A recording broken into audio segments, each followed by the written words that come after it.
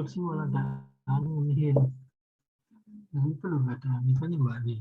Itu kayak Assalamualaikum warahmatullahi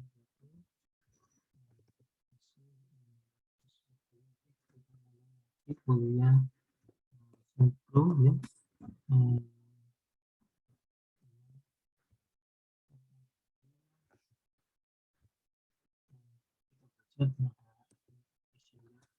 Atau hand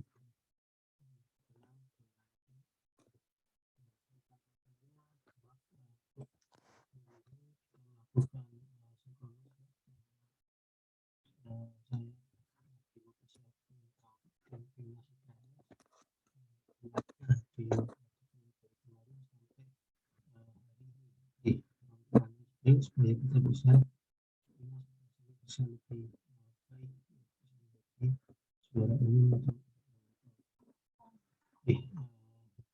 Kenapa kita memerlukan high passenger network ya?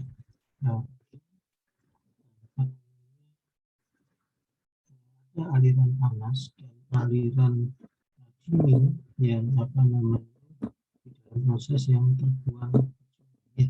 Satu sisi next step untuk proses selanjutnya itu ternyata membutuhkan steam untuk memanaskan suhu dari misalnya suhu awal itu 30 menjadi 100. Padahal di proses yang sebelumnya itu ada aliran panas yang terbuang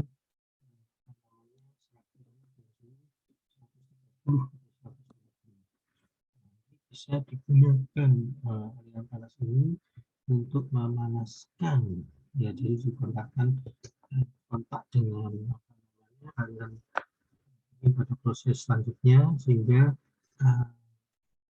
bisa mencapai bisa tercapai suhu target ya. Jadi target yang kita bilang target itu suhu kondisi operasi untuk proses selanjutnya. Jadi ya, prosesnya 100 ini makanya kita sebagai seorang sarjana teknik kimia itu diharapkan bisa mengatur aliran panas dan aliran dingin sehingga nanti kebutuhan akan steam dan kebutuhan akan cooling water itu bisa kita minimalkan. Nah, apabila bisa kita minimalkan, maka proses jadi kebutuhan jadi biaya operasi biaya produksi atau cost production ini bisa lebih kita bisa melakukan efisiensi ya dari proses yang ada di itu fungsinya dari heat exchanger network. Nah, ini mungkin adik-adik sudah belajar dari Anas ya. Jadi bagaimana kita improve berdasarkan pada onion structure tadi. Jadi di sini ya yang kita lihat ya ini adalah reaksi ini adalah jantungnya, jantung dari proses. Apabila reaktornya ini kurang bagus, reaksi jadi kurang bagus, maka otomatis konsumsi energi itu akan maksimal. Jadi tidak tidak hemat energi. Nah, di sini yang kita lihat itu adalah energi minimum energi requirement. Jadi bagaimana kita meminimumkan energi yang ada di reaktor, di sini reaktor sama separation sini. Nah, terus kemudian kita menginjak pada utilities yang kita gunakan, cooling water dan sebagainya. Nah, ini bagaimana kita melihat pada cost of energy. Jadi satisfy the energy requirement. Nah, ini jadi kebutuhan dari energi yang dibutuhkan di dalam proses ini. Jadi dengan heat exchanger technology itu kita bisa melakukan tadi penghematan ya, dengan penghematan dari steam dan cooling water yang akan kita gunakan, sehingga cost of energinya jelas akan turun ya. Nah, di sini kita gunakan ini adalah heat exchanger network ya, yang dikenal dengan hand ya. Jadi supaya investmentnya ini kita juga bisa tidak terlalu tinggi ya, karena biaya produksinya tidak terlalu tinggi, maka movement-nya juga tidak terlalu tinggi. Nah, identify the energy saving heat exchange. Kita akan melihat mengidentifikasi energi yang akan tersimpan ya, dengan heat exchange. Ya, terus kemudian di sini ada kebutuhan utilities ya, ada raw material, hotnya fuels, ada cooling water, electricity dan sebagainya. Nah, ini kita akan minimalkan kebutuhan ini. Nah, terus kemudian di sini raw material masuk, ya, ada intermediate utilities, thermodynamic cycle, engine, refrigeration, steam network dan sebagainya. Yang ada di sini, terus kemudian masuk ke dalam proses. Nah, di dalam proses ini kita akan mengubah raw material menjadi produk atau by product, dengan di sini ada waste-nya. Nah, waste-nya ini akan kita minimalkan supaya heat-nya ini. Nah, akhirnya dengan tadi teori heat exchange network bisa meminimalkan kebutuhan dari ini ya. Oke. Nah, ini ya, the requirement of heat exchanger network analysis ya, identifies. Nah, kita itu harus mengidentifikasi dari source-nya apa saja yang dinamakan dengan heat source atau yang kita namakan dengan hot stream ya. Jadi heat source ya, heat source ini adalah hot stream dan heat sink. Nah, ini adalah hot stream jadi yang buangnya from the material and energy balance ya. Terus kemudian harus kita ketahui bahwa understand the symbol that used at heat exchange network, such as heat source. Nah, ini ya. Nah, heat source-nya term hot stream and heat sink term cold stream, the initial temperature. Nah, ini supply temperatur dan final temperature itu adalah target temperatur. Nah, kita itu harus mengidentifikasi ya, harus paham ya terkait dengan apa itu heat source yang dinamakan dengan hot stream, apa itu heat sink yang dinamakan dengan cold stream, ada supply temperatur dan ada final temperatur ya. Apa yang dinamakan dengan target temperatur ini ya. Nah, kita coba melihat di sini ya, kita ambil di tabel 16.1 ya, di buku Robin Smith. Jadi di sini ada tuh ada hot stream ya, hot stream dan cold stream. Nah, ini ya pada temperatur supply temperatur. Nah, tadi bilangnya supply temperatur itu antara ini 40, terus kemudian dia menjadi target temperaturnya itu adalah 110, di mana di sini delta H-nya ini MB yaitu adalah 14, sedangkan dengan HUD-nya jadi awalnya temperatur supply-nya itu 160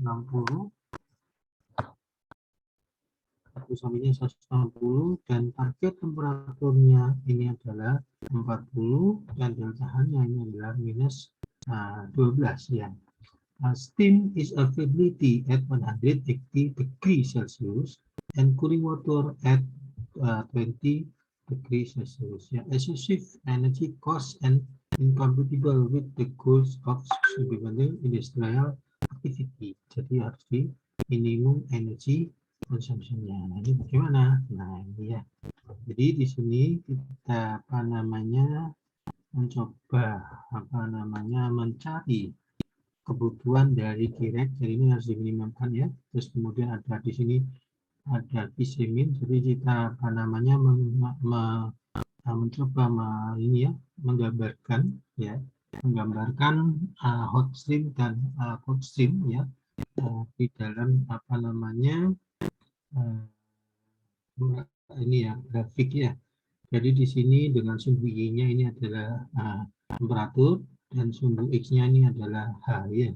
Nah, di sini kita lihat bahwa temperatur hot stream, ya hot stream ini panahnya ke bawah ya, dia dari 160 ke 40 ya. Sedangkan dari cold ya, nah ini delta H-nya kita lihat ya, delta H-nya ini ya. Nah, itu tadi delta H-nya dari berapa? Dia 14 ya. Nah, jadi di sini kita lihat ini 14 ya, dari sini ke sini ya, ini 14. Terus kemudian kita lihat aliran cold stream ya. cold streamnya ini dia kalau hot stream sorry panahnya ke bawah, sedangkan untuk cold stream dia dari supply temperaturnya ini adalah 40 sampai 110. Nah ini ya 40 sampai 110 dengan apa namanya delta H-nya itu adalah minus 12. Nah terus kemudian kita lihat di sini apa namanya dengan apa namanya dengan temperatur delta T minimumnya nih, ini 10 ya. Sorry, ini delta T minimumnya 10. Nah, ini ya. Kita lihat dengan delta 10, jadi jarak yang terdekat ya. Jadi jarak terdekat antara hot stream dengan cold stream itu adalah delta T-nya 10. Nah, itu kita lihat di sini. Nah, ini ya. Jadi kita lihat ya, ini adalah berarti potongan ini adalah QC minimum di sini ya. Jadi ini QC minimum dan di sini perpotongannya. Nah, karena kita kita lihat jarak yang terdekat ya, kita geser-geser sehingga jarak terdekat antara hot stream dengan cold stream ini adalah 10 ya. Terus kemudian kita lihat ini perpotongan antara dan cold stream ini adalah QC minimum ya. Dia 1 megawatt berarti ya. Terus kemudian di sini antara aliran panas dan aliran dingin. Nah, di sini adalah QH minimum. Nah, terus kemudian jarak ini ke sini ini dinamakan Q-rep. Nah, dia 11 megawatt. Nah, apabila kita gambarkan, maka ini antara suhu ya perpotongan itu bisa kita cari ya, nanti delta H-nya berapa perpotongan ini 50 delta T-nya berapa ya, temperaturnya berapa ini antara ini kan aliran panas dari 150 ke 40, terus kemudian ini aliran dingin dari 40 ke 110. Nah, ini perpotongan suhu berarti Q sama dengan MCP delta T. Adik-adik bisa mencari delta H-nya di sini ya. Terus kemudian begitu juga kebutuhan Q-rep-nya ya. Jadi di sini ada HE, dan ini ada QC minimum, QH minimum, sorry, di sini dan ada QC minimum ya. Jadi semua pada suhu, nah ini 95 derajat ini adalah QH, dan kemudian ini kebutuhan akan steam. Terus kemudian di sini ada kebutuhan akan cooling water. Nah ini ya. Ada tekanan Q-nya sudah bisa diketahui ya, Q-nya dari 3 megawatt, maka bisa dicari temperatur untuk 95 derajat ini Q sama dengan MCP delta T ya. Nah, terus kemudian begitu juga untuk cooling water. Nah, Q-nya kan sudah diketahui, maka bisa MCP delta T. Nah, ketemu delta T-nya berapa di sini ya. Ini pada 1 megawatt dan sini pada 3 megawatt. Sedangkan perpotongan antara aliran dingin dan aliran panas ini yang dinamakan dengan Q-rep ini adalah 11 megawatt. Nah, ini di sini kita masukkan 11 megawatt. Jadi membutuhkan berapa HE? 1, 2, dan 3 HE. Nah, jadi satunya ini adalah QH minimum dan ini adalah QC minimum. Nah, jadi juga kalau kita ini pada delta T minimum 10 derajat Celcius. Nah, bagaimana kalau kita buat dengan delta T minimum 20 derajat Celcius. Nah, ini ya tadi ini aliran panas dan aliran dingin sama. Nah, kita geser jarak yang paling dekat antara aliran panas dan aliran dingin ini adalah delta T-nya minimumnya ini adalah 20 derajat Celcius. Nah, dari sini kita bisa lihat perpotongan antara aliran panas dan aliran dingin ini yang dinamakan dengan QC minimum. Nah, kita lihat jaraknya berapa QC minimumnya. Dari sini berarti 2 megawatt. Begitu juga perpotongan antara aliran panas dan aliran dingin di sini, maka di sini adalah jaraknya ini adalah QH minimum. Nah, berarti QH minimumnya itu adalah 4 megawatt. Sedangkan kita hitung dari sini ke sini ini adalah Q-rep minimum. Nah, jadi Q-rep-nya ini adalah 10 megawatt. Nah, terus kebutuhan akan steam ya, kita karena begitu tahu Q-nya, maka kita bisa menghitung temperaturnya di sini 90 derajat. Begitu juga untuk cooling water, ya. Di sini ada 2 megawatt. Nah, kemudian kita bisa mencari kebutuhan cooling water 2. Di sini kebutuhannya itu adalah 4 megawatt, sedangkan key rack-nya, ya, recovery-nya ini adalah 10 megawatt. Jadi lebih kecil dibandingkan key rack di sini. Nah, kita bisa tulis ya untuk delta T minimum, hot utility or energy target, KH minimumnya 3 megawatt, terus kemudian heat recovery-nya itu adalah 11 megawatt, dan the minimum hot utility itu adalah 1 megawatt. Nah, ini untuk delta T-nya minimumnya 10 derajat Celcius. Nah, ini seperti ini adik-adik ya. Jadi akan kita bandingkan apabila antara delta T minimum 10 dengan delta T minimum 20. Nah, di sini ya, ini kita tadi gambarin tadi ya, ini untuk 10 dan ini untuk 20. Nah, itu seperti itu ya, adik-adik. Nah, kemudian kita mencoba contoh soalnya. Nah, ini dalam suatu proses yang menggunakan 2 buah reaktor. Nah, ini ada 2 buah reaktor dengan jenis reaksi eksotermal. Nah, ini kita lihat ya, di sini eksotermal. Nah, masing-masing reaktor menggunakan suhu reaktan yang berbeda-beda. Demikian juga produk reaktornya mempunyai suhu yang berbeda-beda seperti terlihat pada tabel di bawah ini ya.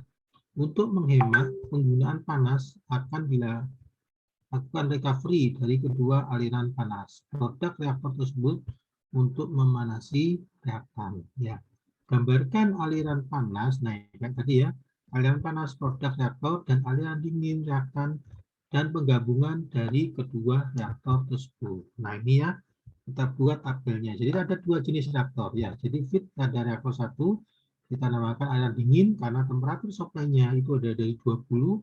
Terus kemudian temperatur targetnya itu 189, di mana hanya itu adalah 32 megawatt ya.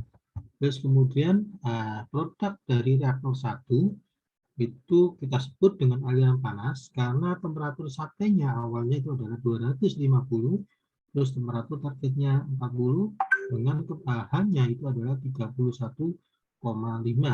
Sedangkan untuk feed reaktor 2 ini aliran dingin di mana temperatur supply-nya 140, temperatur targetnya 230, hanya ini adalah 27 megawatt ya.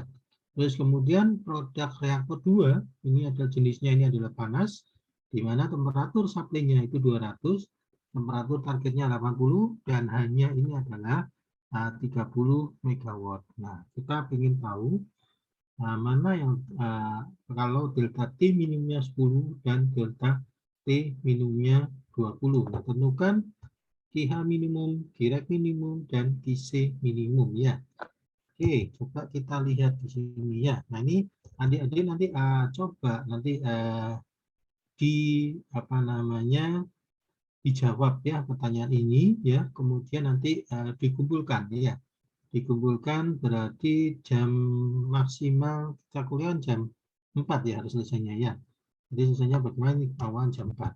Nah, terus ini the correct. Nah, ini ya adik-adik. Jadi ini tolong dikerjakan ya. Ini dikerjakan. Jadi boleh dengan memakai PPT atau memakai Word, monggo silakan ya. Nah, ini ya adik-adik, kita lihat. Jadi di sini ada untuk delta minimum. Jadi untuk kita melihat fixed economy trade-off. Jadi di sini ada kebutuhan energi dan kebutuhan modal. Ya, ini jadi kita trade-off-kan supaya kita mendapatkan hasil yang optimum. Nah, ini pada di sini X-nya itu adalah delta T dan di sini adalah cost-nya. Jadi kebutuhan energi dengan delta minimum yang lebih tinggi itu energi akan menurun. Kapital akan menurun ya modalnya tetap. tapi, nah ini ya, energinya dengan delta T minimumnya, maka kebutuhan energinya akan meningkat. Bagaimana caranya supaya hasilnya optimum? Nah, di sini ada namanya total ya. Kita melihat bahwa yang optimum adalah di titik ini, dengan minimumnya tertentu. Nah, supaya apa? Kebutuhan energinya juga tidak terlalu besar, tapi kapital yang dibutuhkan. Jadi kita akan teruskan. Nah, ini berdasarkan tadi delta minimumnya 10, 20 dan sebagainya. Nah, ini ada kebutuhan makanan di sini. Oke ya, di situ ya, jadi bagaimana tadi kira-kira kita paling yang kecil ya, terus kemudian kebutuhan cooling water dan steam ya, jadi QC dan QH itu kita juga minimalkan ya. Nah ini ya, terus kemudian nah ini ya, apa namanya, ada anak bimbing saya kerja praktek ya, bilang bahwa di pabrik tersebut tidak diperlukan pins. Nah, titik pins. Nah, kita akan belajar apa perlu pin atau tidak. Apa sih namanya yang dinamakan dengan pins ini ya. What is the pins? The pin point is a temperature ya. Jadi jelas ya, karena ini adalah suhu. Typically it divides the temperature range into two regions. Jadi ada batas atas pins dan batas bawah pinsnya. Terus kemudian heating utility ya can be used only above the pins. Nah ini ya heating utility ya. Jadi mana sini can be used only above the pins and cooling utility only below it pin. Nah jadi apa namanya utilitas panas ini bisa digunakan apabila pada batas atas dari pinsnya. Sedangkan kalau cooling utility ini pada batas bawah dari pinsnya.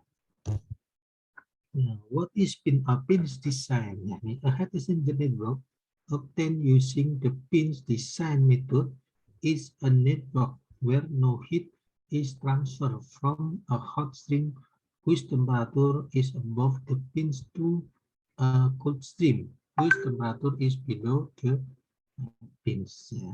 Jadi ini yang harus diperhatikan. A network where no heat is transferred from a hot stream whose temperature is above the pins to a cold stream whose temperature is below the pins. Nah ini ya, jadi ada di sini ada heat source.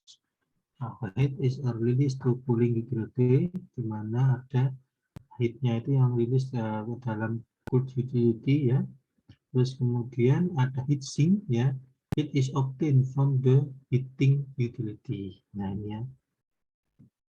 Nah, di sini ada batas bawah ini yang dinamakan dengan heat source, dan ini adalah batas atas pin yang dinamakan dengan heat sink ya. Nah, di sini tadi kita sebut bahwa temperatur pins itu adalah temperatur yang tadi determin jarak terdekat antara aliran dingin dan aliran panas. Nah, itu kan kita apa namanya punya misalnya delta T minimumnya 10 ya, delta T minimum 20. Nah, ini adalah temperatur pins. Jadi ini adalah temperatur pins panas dan di sini adalah temperatur pins dingin dengan delta T minimum misalnya 10. Nah, ini adalah variabel ya. Terus kemudian atas ini ada syaratnya adik-adik ya, di mana FCPH ya lebih kecil dari CPC. Jadi untuk dipasangkan ada pertukaran antara panas ke aliran dingin dan aliran panas ke aliran dingin itu dengan syarat dipasangkan apabila CPH lebih kecil dari CPC. Nah, terus kemudian apa namanya untuk batas bawah ini bisa dipasangkan antara aliran dingin dan aliran panas dengan syarat CPC-nya lebih kecil dari CPH. Nah, apabila tidak ada temperatur pins, nah batas ini tidak ada ini ya, syarat ini tidak ada. Nah, itu susah ya. Nah, bagaimana kita bisa memasangkan tanpa ada treatment yang ini ya. Jadi yang temperatur di atas batas atas pins itu ada syaratnya ini ya, dan batas bawah pins ini ada syaratnya. Nah ini ya, Nah, ini kalau heat transfer from below to above the pin is not possible without violating delta T minimumnya. Kalau delta T minimumnya nggak ada ya nggak bisa ya. Ini tidak terjadi. Nah, ini ya tadi akan memasangkan ya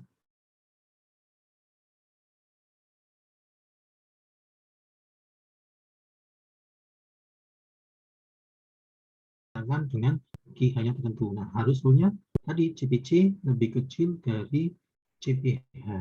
Ini ya. Jadi dia masuk dalam batas atas ya. Jadi batas atas, sorry, sebentar. Ini CPC lebih kecil dari CPH itu di batas bawah. Ya, terus kemudian CPH lebih kecil dari CPC. Nah, ini sorry, ini berarti batas bawahnya ya. Jadi delta T minimum. Nah, ini posisi di sini ya. Violation when the CPC lebih kecil dari CPH. Nah, ini tidak diperbolehkan ya. Jadi harus dipakai CPC lebih kecil dari CPH untuk batas bawah pinch-nya. Ya. Nah, ini ya tadi apa namanya atau yang tadi soal tadi ya, soal tadi. Jadi ada dua aliran panas dan dua aliran dingin di dua reaktor. Nah, itu bagaimana kita mencoba memasangkan. Nah, ini ya. Jadi temperatur pinch-nya kita sudah dapat untuk aliran panas itu 150 ya. Dan untuk aliran dingin itu 140. Nah, kita gambarkan. Jadi untuk aliran panas 2 itu antara 250 sampai 40. Dan terus kemudian aliran 4 itu 200 sampai 80. Begitu juga untuk aliran dingin 1 itu temperatur apa namanya supply-nya itu 20, terus temperatur targetnya 180. Begitu juga untuk temperatur aliran dingin ya yang 3 ini antara 150 sampai 230. Nah, kita melihat di sini ya, jadi untuk batas bawahnya pinch itu ada apa namanya dua ya, dua aliran panas dan satu aliran dingin ya. Sedangkan apa namanya untuk aliran dingin 3 ini tidak masuk di dalam batas bawah pinch ya, karena dia pas temperaturnya pada temperatur pinch-nya. Nah, kita melihat di sini ya, kita hitung ya Q-nya di sini, terus kemudian Q-nya ya, terus kemudian begitu juga Q-nya di aliran dingin. Nah, itu kita masukkan semua ya. Terus kemudian kita lihat CPC-nya ya. CPC-nya ya ini tadi kita bisa ngitung ini CPC-nya ini untuk aliran panas 2 ya. Jadi panas 250 sampai 40 ini adalah 0,15. Sedangkan untuk aliran panas 3-nya itu adalah 0,25. Sedangkan untuk aliran dingin 1 ya, aliran dingin 1 itu dia 0,15. Jadi 0,2, 0,3 dan 0,15. Nah, syaratnya dari apa namanya batas bawah pinch. Nah, ini CPC lebih kecil dari CPH ya. Jadi kita lihat CPC-nya ya. CPC-nya lebih kecil dari CPH. Jadi 0,15 lebih kecil dari 0,2 dan 0,15 0,3. Jadi oke.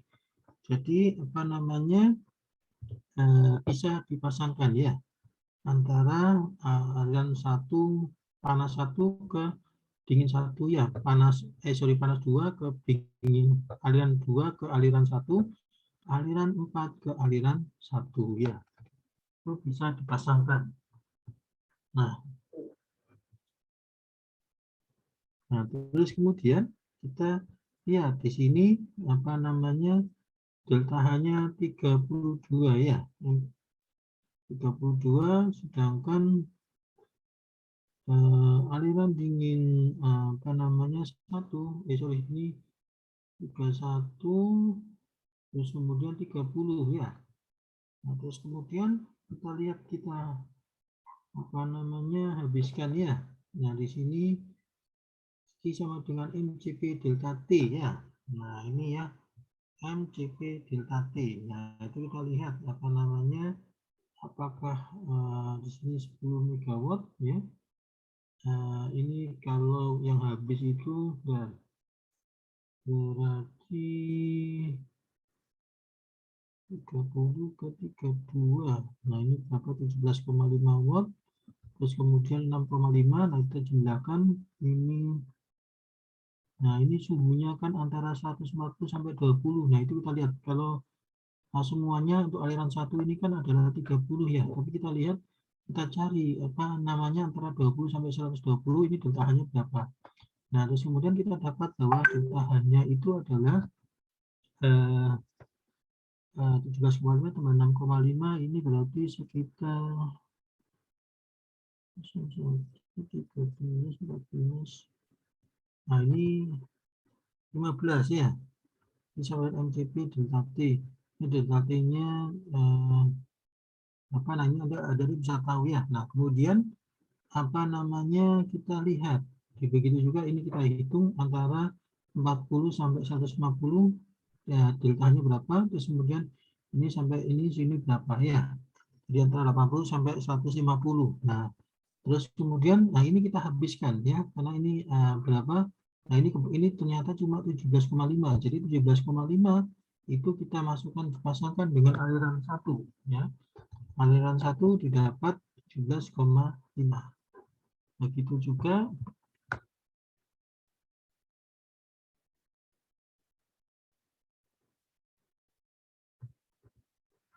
juga untuk apa namanya jadi di sini sudah dipasang 17,5. Nah, ini masih sisa 6,5 karena ini totalnya itu adalah 25 ya, 2,5 ya, 25. Terus ini 20, 24,5. Nah, ini masih tersisa 6,5 ya. 6,5. Nah, dipasangkan 6,5 di sini ya. Kita bisa dapat karena delta Q-nya delta H-nya atau Q-nya ini kita sudah dapat 6,5, maka di sini kita bisa cari temperatur di sini ya, Q sama dengan MCP delta T ya. MCP-nya ada, terus kemudian delta T-nya bisa kita tahu ya antara 40 sampai X. Nah, ini bisa didapatkan 106,7 ini. Nah, terus kemudian karena sudah terpakai di aliran panasnya, aliran panas ini sudah terpakai 6,5. Nah, sisanya berapa? Ada 10 karena di sini 16,5. Maka ini adalah kebutuhan akan C-nya ya. Terus kemudian cooling motor dia dapat 10. Nah, kemudian dengan hal yang sama kita lakukan untuk apa namanya batas atas pins. Nah, kita lihat batas atas pins itu syaratnya apa? CPH harus lebih kecil dari CPC. Nah, CPH harus lebih kecil dari CPC. Nah, kita lihat aliran 2 dan aliran 4 ya, CPH-nya harus lebih kecil dari CPC. Sedangkan di sini aliran 3, ini 0,15 lebih kecil dari 0,3, 0,25 lebih kecil dari 0,3. Oke, berarti aliran 2 bisa ke aliran 3, aliran 4 bisa dipasangkan ke aliran 3. Nah, bagaimana dengan aliran 1? Tadi kan CPH-nya ya, CPH harus lebih kecil dari CPC. Nah, kemudian kita lihat untuk aliran 2, aliran 1. CPH harus lebih kecil dari CPC. Aliran satunya 0,2, terus CPH-nya, nah ini ya, CPH harus lebih kecil dari CPC. Dari aliran 2 oke. Terus aliran 4, nah aliran 4 tidak boleh ya. Nah, jadi yang ke aliran 1 ini hanya aliran 2 ya. Jadi aliran 2 karena CPH-nya harus lebih kecil dari CPC. Nah, ini ya. Oke. Nah, di sini adik-adik bisa menghitung Q-nya juga ya. Jadi antara temperatur 250 sampai 150, 200 sampai 150, dan 180 sampai 140, begitu juga 220 sampai 140. Nah, di sini bisa kita lihat ya. Bisa kita lihat dan dapatkan. Nah, ini tadi dengan syarat berarti aliran 2 tadi kan boleh dipasangkan dengan aliran 3. Nah, terus kemudian aliran 2 bisa dipasangkan dengan aliran 1, tetapi aliran 4 tidak diboleh ya. Aliran 4 tidak boleh karena tadi CPH-nya lebih besar dari CPC. Maka aliran 2 ini ketemu apa namanya delta H-nya berapa, nah itu dipasangkan ya ke aliran apa namanya aliran 2. Nah kita lihat aliran 1 ya kita habiskan ya, ini semuanya kita hitung Q-nya dari 140 sampai 180 ternyata 8 megawatt. Jadi di sini dipasangkan aliran 2 dipasangkan dengan aliran 4 ya, ini 8 megawatt. Nah, begitu juga karena ada sisa berapa? Di sini 15 megawatt, berarti ada sisa 7. Nah, 7 karena tadi aliran 2 bisa juga dipasangkan dengan aliran 3, maka pasangan 7 megawatt. Jadi tapi ini berarti aliran 2 sudah habis ya. Karena sudah dipasangkan dengan aliran 1 dan aliran 3. Nah, terus kemudian kita lihat di sini apa namanya untuk aliran panas yang 4. Ya, jadi 4 itu hanya bisa dipasangkan dengan 3 ya, kan nggak bisa dipasangkan dengan 2. Dan begitu yang tidak bisa dipasangkan dengan 1 dan 1 pun sudah habis ya. Maka ini sisanya ini 12,5 megawatt. Begitu juga langsung habis ya. Karena kebutuhan di sini Q-nya antara 150 sampai 200 ini adalah 12,5 megawatt. Nah, ini ada 12,5, ini kemudian 7 sampai 19,5, terus masih sisa ya. Nah, sisanya ini adalah untuk apa namanya H-nya ya. Jadi Q-nya ini adalah 7,5 megawatt. Nah, begitu ya. Jadi di sini ada temperatur pins. Nah, kita sudah dapatkan ada berapa HI? 1, 2, 3, 4, 5, 6, dan 7. Nah, supaya optimal kita cari yang jumlah apa namanya HI-nya minimal ya. Jadi nanti ada beberapa formasi yang seperti ini. Tapi yang dilihat adalah jumlah HI-nya minimal, nanti ada dihitung 1, 2, 3, 4, 5, 6, 7 ya, dan kebutuhan akan cooling water dan apa namanya steam ya kia dan isinya ini yang minimal. Nah, itu adalah yang optimal. Nah, itu ya. Oke, adik-adik apa namanya sudah saya kerjakan ya. Contoh yang tadi. Nah, kemudian tolong dicari ya contoh yang ini ya, bagaimana adik-adik nanti bisa mendapatkan berapa jumlah HI minimum, kemudian QH dan QC ya dengan cara yang sama seperti itu. Nah, ini monggo dikerjakan adik-adik yang ini ya. Yang ini dengan ada 2 reaktor, decold sama hood ya. Terus kemudian ada supply temperaturnya di sini, target temperatur, delta H, dan FCP-nya di sini ya dengan cara yang sama. Delta T minimumnya 10 ya, dan pinch-nya 150 ya. Nah, ini bagaimana jadi menjawab ini ya. Oke, sorry. Nah, ini tadi ada apa namanya, ada dengan cara yang sama ada beberapa apa sih namanya, beberapa cara ya, berapa ini, kemudian adik-adik masukkan di sini. Oke. Now divide the problem at the pins into separate problem. The separate problem is that at the pins moving away. Ya, temperatur, visibility, require constant, value. Nah, lihat dari CP-nya tadi ya. To be certified or matches between unit are determined using the tick-off heuristic to minimize the number of unit. Jadi tadi yang memasangkan itu adalah dinamakan dengan tick-off heuristic ya. Occasional the heuristic cause problem away from the choice of match. In this case, the designer can discriminate on the basis of absolute and layout. Oke. Ini cara yang sama ya. Nah, ini ya adik-adik, tolong dikerjakan ya.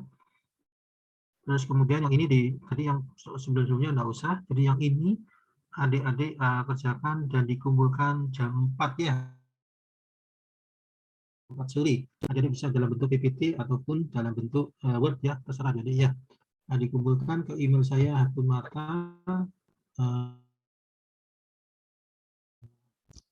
hatumata@gmail.com. Oke, saya rasa itu yang bisa saya sampaikan ya. Apabila adik-adik ada yang kurang paham, monggo saya di Japri atau lewat Komting direkap, terus kemudian dari Komting akan diberikan ke saya. Saya rasa itu yang bisa saya sampaikan. Terima kasih. Assalamualaikum warahmatullahi wabarakatuh. Selamat pagi adik-adik.